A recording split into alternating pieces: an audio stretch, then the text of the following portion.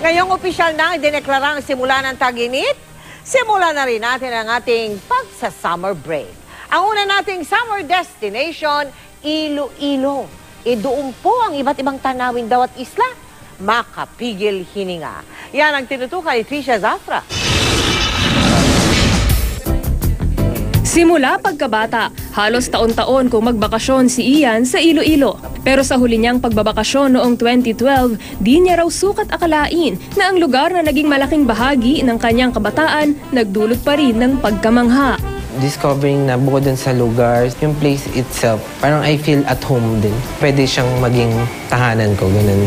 Parang sense of belongingness to the place. At walang pag-iimbot pa rin nagpamalas ng mga sorpresa.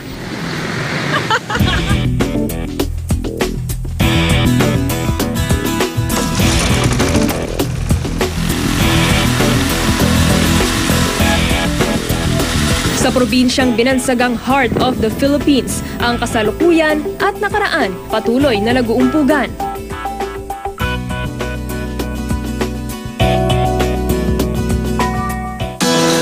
Bigyang sigla ang pagal na katawan.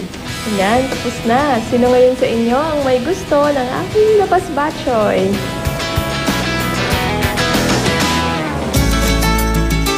Hanapin ang sarili. Pagwa mo ng Bakwitan Cave na gid ang view. Galing. At lunurin sa katahimikan, sa ibabaw man o sa ilalim. Masarap talaga sa ilalim ng tubig. Masaya.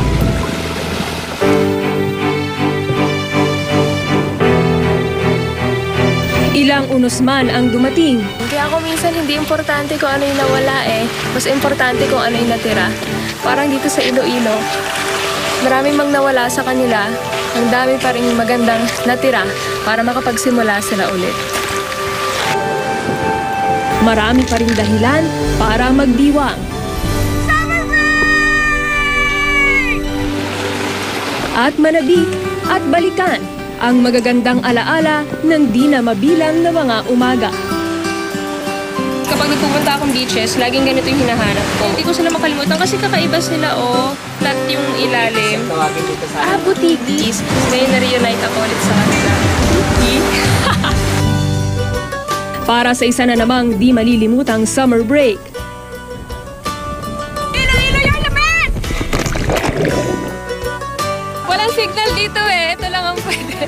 Hello, telephone.